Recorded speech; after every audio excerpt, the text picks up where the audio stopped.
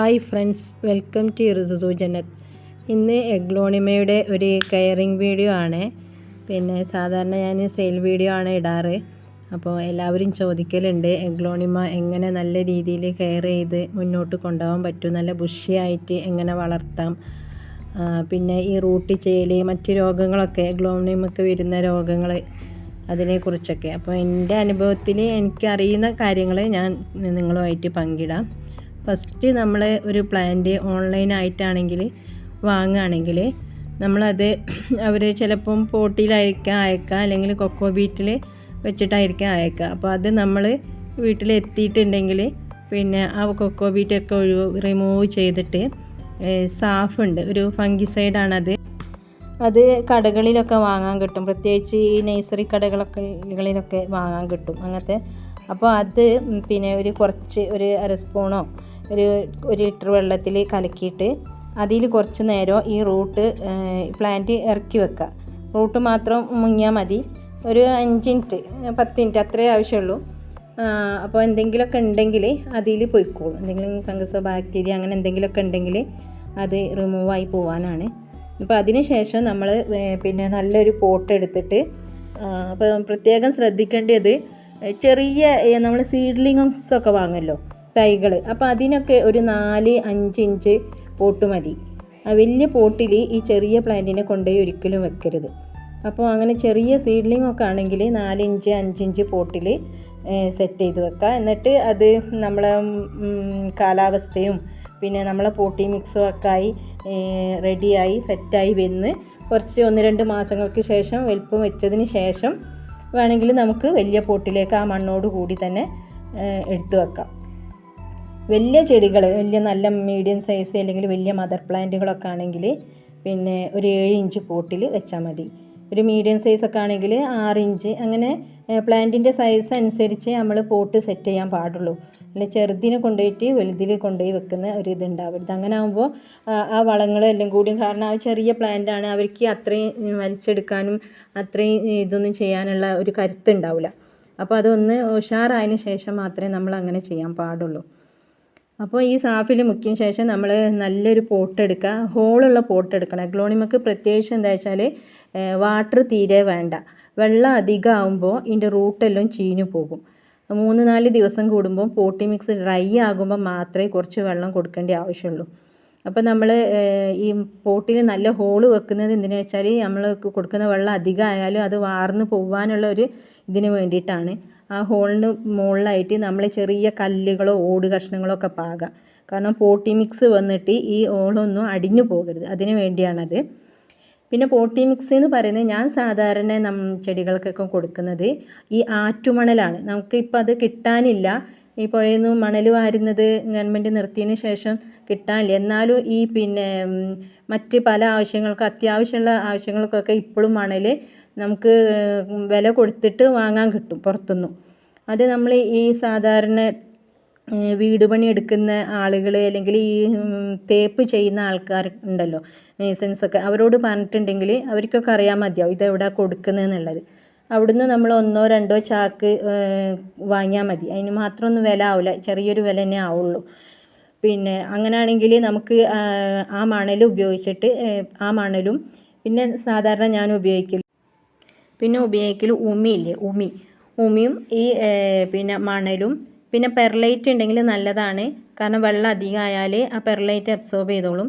അപ്പോൾ പെർലൈറ്റ്, കുറച്ച് സാഫ് പൊടി, ഇതെല്ലാം കൂടി മിക്സ് ചെയ്തിട്ട് അതിൽ വെക്കുക. പുതിയതായിട്ടൊരു പ്ലാന്റ് വാങ്ങുന്നത് കേട്ടോ പറയുന്നത്. അപ്പോൾ വളങ്ങളെല്ലാം ഇപ്പോഴേ കൊടുക്കുന്നത് ഞാൻ സാധാരണ അങ്ങനെ കൊടുക്കലില്ല. നമ്മളത് വേര് പിടിച്ച് സെറ്റായതിന് ശേഷമാണ് വളങ്ങൾ ഇട്ട് കൊടുക്കാറ്. അപ്പോൾ സാധാരണ വെക്കുമ്പോൾ ഇങ്ങനെ ചെയ്താൽ മതി. സാഫും എല്ലാം ഇതാക്കിയിട്ട് പോട്ട് ചെയ്തിട്ട് നല്ല രീതിയിൽ സെറ്റ് ചെയ്യാം. അതിന് ശേഷം വളമായിട്ട് കൊടുക്കൽ കടലപ്പിണ്ണാക്ക്, വേപ്പിൻ പിണ്ണാക്ക്, അതുപോലെ എല്ലുപൊടി. ഇതെല്ലാം നമ്മുടെ ഒരു ചിരട്ട എടുത്തിട്ട് ചിരട്ടയ്ക്ക് ഒരു പകുതിയിൽ ഇതെല്ലാം സമാസമായിട്ട് ചിരട്ടയുടെ പകുതി എടുക്കുക. എന്നിട്ട് ഇതുപോലെ മണലിലോ അല്ലെങ്കിൽ ഇതിലോ മിക്സ് ആക്കിയിട്ട് ഈ പോട്ടി മിക്സിലേക്ക് ഇട്ട് കൊടുക്കുക. അങ്ങനെയാണ് സാധാരണ ചെയ്യാറ്. ഈ ചെറിയ പ്ലാന്റിലെന്നോ ചെറിയ പ്ലാന്റിന് ആണ് ഞാൻ ഈ വളങ്ങളൊന്നും ഇപ്പോഴേ കൊടുക്കേണ്ട പറയുന്നത്. നമ്മൾ സാധാരണ അത്യാവശ്യം വാങ്ങുന്ന വലിയ വലിയ പ്ലാന്റുകളൊക്കെ ആണെങ്കിൽ നമുക്ക് ഫസ്റ്റ് തന്നെ ഇതെല്ലാം സെറ്റാക്കിയിട്ട് ആ പോട്ടി മിക്സിലേക്ക് ഇത് ഇറക്കി വെക്കാം. അപ്പോൾ പുതിയ പ്ലാന്റ് വാങ്ങുമ്പോൾ കൂടുതൽ വളങ്ങൾ ആഡ് ചെയ്യാണ്ടിരിക്കുക. അതൊന്ന് സെറ്റായി വലുതായതിന് ശേഷം നല്ല ഉഷാറായതിന് ശേഷം വളങ്ങൾ കൊടുക്കുന്നതാണ് ഏറ്റവും നല്ലത്. കുറച്ചെല്ലാം വേണമെങ്കിൽ ഇടാം. ഇപ്പോൾ ഈ ഞാൻ അരച്ചിരട്ടാന്ന് പറഞ്ഞാൽ അരച്ചിരട്ടൊന്നും വേണമെന്നില്ല, ഒരു കാലായാലും മതി. അതെല്ലാം കൂടി കുറേശ്ശെ മിക്സ് ചെയ്തിട്ട് വെച്ചാൽ മതി. പിന്നെ ഒന്ന് ശ്രദ്ധിക്കേണ്ടത്, ഇത് എഗ്ലോണിമ എന്ന് പറയുന്നത് എല്ലാവർക്കും അറിയാലോ ഒരു ഇൻഡോർ പ്ലാന്റ് ആണ്. അപ്പോൾ നേരിട്ടുള്ള സൂര്യപ്രകാശം തട്ടിയാൽ അതിൻ്റെ ലീഫെല്ലാം കരിഞ്ഞ് ഉണങ്ങിപ്പോകും. പിന്നെ അതുപോലെ തന്നെ നല്ല മഴയത്ത് കൊണ്ടുപോയി വെക്കരുത്. അപ്പോൾ നമ്മൾ ഷെയ്ഡുള്ളൊരു ഭാഗത്തായിരിക്കണം നമ്മളിത് സെറ്റ് ചെയ്യേണ്ടത്. പിന്നെ അത്യാവശ്യം വെളിച്ചം കിട്ടണം. ഇതിൻ്റെ ലീഫിനെല്ലാം നല്ല കളറ് വരണമെങ്കിൽ വെളിച്ചം കിട്ടണം. അതായത് വെളിച്ചം കിട്ടുകയും വേണം, എന്നാൽ നേരിട്ടുള്ള വെളിച്ചം സൂര്യപ്രകാശത്തിൽ കൊണ്ടുപോയി വെക്കാതെ ഒരു ഷെയ്ഡ് ഭാഗത്ത് വെളിച്ചമുള്ള എടുത്ത് വെക്കുക. അങ്ങനെയാണ് ചെയ്യേണ്ടത്. അപ്പം നമുക്ക് അത് നല്ല രീതിയിൽ പിന്നെ വളർത്തിയെടുക്കാൻ കഴിയും. പിന്നെ ഈ മണലും പിന്നെ ഉമിയൊക്കെ ഉപയോഗിക്കുന്നത് കൊണ്ട് എന്താ മെച്ചം വെച്ചാൽ, മണ്ണ് ഉണ്ടെങ്കിൽ എടുക്കുക. അതായത് മണ്ണ് എടുക്കുകയാണെങ്കിൽ തരിയുള്ള മണ്ണായിരിക്കണം. നമ്മൾ മുറ്റെല്ലാം അടിച്ചു വാരുമ്പോൾ കിട്ടുന്ന മണ്ണുണ്ടല്ലോ തരിയുള്ള, അല്ലാതെ ഈ ചളിമണ്ണ് അങ്ങനത്തെ ഒന്നും എടുക്കരുത്, റൂട്ട് ചീഞ്ഞു. അപ്പോൾ ഏറ്റവും നല്ലത് ഉമിയും പിന്നെ ആറ്റുമണലും ഉള്ള മിക്സാണ്. ഇനി ഇല്ലാത്തവർക്ക് അങ്ങനെയും ചെയ്യാം. പക്ഷേ നല്ല എയർ പാസേജ് കിട്ടുമ്പോഴാണ് ഈ പ്ലാന്റുകൾക്ക് പുതിയ പുതിയ ഷൂട്ടുകൾ വരുന്നതും നല്ല ഹെൽത്തിയായി വളരുന്നതും. അപ്പോൾ ഉമിയും ആറ്റുമണലൊക്കെ ആകുമ്പോൾ നമുക്കറിയാം ആ പ്ലാന്റ് ഇങ്ങനെ എടുക്കുമ്പോൾ തന്നെ എങ്ങനെ വേഗം പൊന്തിച്ചെടുക്കാൻ പറ്റും, അത്രക്കും ലൂസായിരിക്കും, നല്ല എയർ പാസേജ് കിട്ടും. അതാണ് ഇതിനുള്ള ഏറ്റവും മെച്ചം, ഇതെല്ലാം ഉപയോഗിച്ചാലുള്ള മെച്ചം എന്ന് പറയുന്നത്. പിന്നെ ഇതിന് വരുന്ന രോഗങ്ങളാണ്. ഫസ്റ്റ് ഉള്ളത് എലപ്പേനാണ്. എലപ്പേന് വന്നിട്ടുണ്ടെങ്കിൽ പിന്നെ നമ്മൾ ആ പ്ലാന്റിനെ നമ്മൾ മറ്റ് പ്ലാന്റുകളിൽ നിന്നിട്ട് തന്നെ ഇതിനെ മാറ്റി വെക്കണം. കാരണം നമുക്ക് മനുഷ്യന്മാർക്ക് അസുഖം വന്നാൽ പനിയൊക്കെ വന്നാൽ നമ്മൾ വിട്ടുവെക്കില്ല, അതേമാതിരി തന്നെയാണ് ഇതൊരു ജീവനുള്ള വസ്തുവാണ്. അപ്പോൾ ഇതിന് എന്തെങ്കിലും അസുഖം വന്നിട്ടുണ്ടെങ്കിൽ മറ്റ് പ്ലാന്റുകൾക്കും അത് പകരാനുള്ള ചാൻസ് കൂടുതലാണ്. അപ്പോൾ എലപ്പേനൊക്കെ വന്നിട്ടുണ്ടെങ്കിൽ അതിനെ മറ്റ് പ്ലാന്റുകളിൽ നിന്ന് മാറ്റി നിർത്തിയിട്ട് അഡ്മയർ ഉണ്ട്, അത് ഇതുപോലെ ഒരു പോയ്സൺ ഫംഗിസൈഡാണ്. കുട്ടികളുള്ളിടത്തൊന്നും വെക്കരുത്. നമ്മൾ ഉപയോഗിക്കുകയാണെങ്കിൽ തന്നെ മാസ്കും കയ്യെറിയും ഒക്കെ ഇട്ടിട്ട് വേണം ഉപയോഗിക്കാൻ, കാരണം പോയ്സൺ ഉള്ള സാധനമാണ്. അപ്പോൾ അത് ഉപയോഗിക്കുന്നവർ ശ്രദ്ധിച്ചിട്ടേ ഉപയോഗിക്കാൻ പാടുള്ളൂ.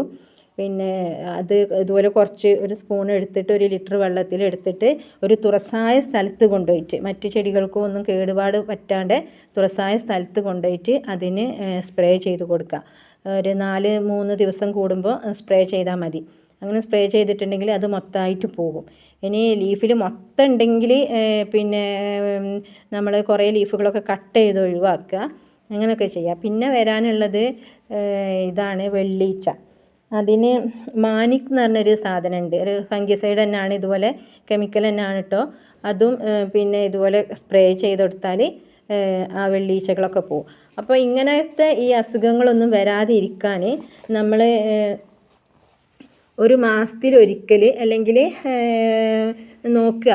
പിന്നെ നമ്മളെപ്പോഴും പ്ലാന്റിനെ ശ്രദ്ധിച്ചുകൊണ്ട് നിന്നിട്ടുണ്ടെങ്കിൽ ഇങ്ങനത്തതൊന്നും വരില്ല. അതായത് ഇലൻ്റെ അടിവശത്താണ് ഇതെല്ലാം ഉണ്ടാവുക, മുകളിലൊന്നും ഉണ്ടാവില്ല.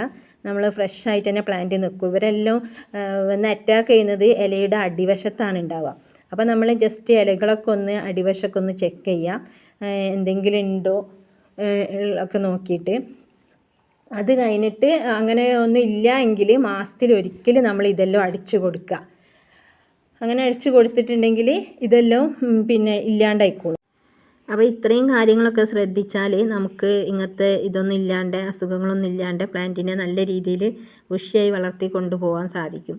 പിന്നെ നമുക്കറിയാം എത്ര നോക്കിയിട്ടുണ്ടെങ്കിലും ചില അസുഖങ്ങളൊക്കെ പ്ലാന്റിന് വരുന്നത്. അപ്പോൾ ഇലച്ചീച്ചിൽ എന്ന് പറഞ്ഞൊരു അസുഖമുണ്ട്. അതിന് ഞാനിതുവരെ പിന്നെ സാഫ് അടിച്ചിട്ടും മറ്റു കാര്യങ്ങൾ വെച്ച് ഇതുവരെ അത് ഇല്ലാണ്ടായിട്ടില്ല. അതെന്തുകൊണ്ടാണെന്ന് അറിയുന്നില്ല. അപ്പോൾ അങ്ങനെ ആർക്കെങ്കിലും അറിയുന്നുണ്ടെങ്കിൽ കമൻറ്റ് ബോക്സിൽ ഇടട്ടോ. അതായത് ഇതിൻ്റെ റൂട്ടിനൊന്നും കംപ്ലൈൻറ്റ് ഉണ്ടാവില്ല, ഒന്നും ഉണ്ടാവില്ല. ഇല ഇങ്ങനെ അലിഞ്ഞ് ഇല്ലാണ്ടായി പോകും. അപ്പോൾ ചിലർ പറഞ്ഞ് എന്തോ ഒരു ഇൻസെക്ട്സ് ഇതുപോലെ പ്രാണി വന്ന് നീരൂറ്റി കുടിക്കുന്നതാണെന്ന്. പക്ഷേ അങ്ങനത്തല്ല സംഭവം. കാരണം ഒരു പ്രാണികളും വരാത്ത ഈ പോളി ഹൗസുകളുണ്ട്, അതിൻ്റെ ഉള്ളിൽ വരെ ഇത് സംഭവിക്കുന്നുണ്ട്. അപ്പോൾ അതല്ല അതിന് മെയിൻ കാരണം, വേറെ എന്താണെന്നുള്ള അറിയില്ല. അത് ഇതുപോലൊരു നമ്മളിപ്പം പറയില്ലേ മനുഷ്യന്മാർക്ക് ഒരു അസുഖം വന്ന കൊറോണ അങ്ങനെ അതിനൊന്നും മരുന്ന് കണ്ടുപിടിച്ചിട്ട് അതുപോലെ എന്തോ ഒരു അസുഖമാണ് അതിന് വരുന്നത്. അതിനെന്താന്നുള്ള ഇതുവരെ ഒന്നും എനിക്ക് അറിവിൽ അറിഞ്ഞിട്ടില്ല എന്ത് മരുന്നാണ് കൊടുക്കുക എന്നുള്ളത്. അപ്പോൾ നിങ്ങൾക്ക് ആർക്കെങ്കിലും അങ്ങനെ എന്തെങ്കിലും നിങ്ങളെ അനുഭവത്തിലുണ്ടെങ്കിൽ അത് കമൻറ്റ് ബോക്സിൽ ഇടാം. അപ്പോൾ ഇത്രയും കാര്യങ്ങളൊക്കെയാണ് പറയാനുള്ളത്. ഞാൻ സാധാരണ എൻ്റെ പ്ലാന്റിന് ചെയ്യുന്നത് ഇങ്ങനത്തെ ടിപ്സൊക്കെ ആണ്. പിന്നെ ഉള്ളത് നമ്മൾ ഈ ചാണകപ്പൊടി ചിലർ ചോദിക്കലുണ്ട്. ചാണകപ്പൊടി ഉപയോഗിച്ചാൽ എന്താ വെച്ചാൽ അതിൻ്റെ ആ കറക്റ്റ് കളറ് കിട്ടൂല. ഇപ്പോൾ എഗ്ലോണിമ എന്ന് പറയുമ്പോൾ നമുക്കറിയാം അതിൻ്റെ ലീഫിലുള്ള കളറുകളാണ് അതിന് ആ ഭംഗി കൂട്ടുന്നത്.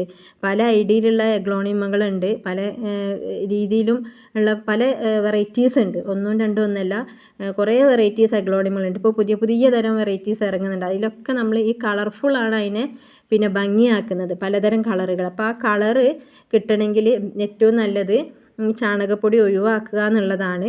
പിന്നെ ചിലർ ഈ പിന്നെ ആട്ടിൻ കാഷ്ടം ഇടലുണ്ട്. അത് ചൂട് അധികമാണ്, അങ്ങനെ ഇടുന്നവർ, ഞാൻ ഇടലില്ല, അതും നല്ലതാണെന്ന് പറയലുണ്ട്. അതുപോലെ NPK അതും ഉപയോഗിക്കുക, അതും പിന്നെ പ്ലാന്റിന് നല്ലതാണ്, നല്ല ഹെൽത്തി ആയിട്ട് വളരാനൊക്കെ.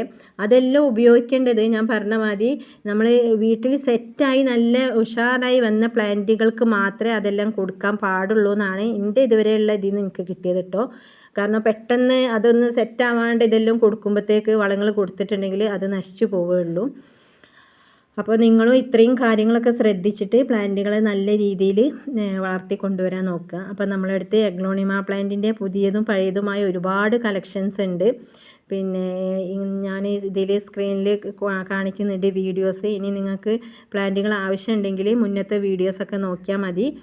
റെയർ വെറൈറ്റീസായ ഒരുപാട് പ്ലാന്റുകൾ അല്ലാത്തതൊക്കെ സെയിലിനുണ്ട്.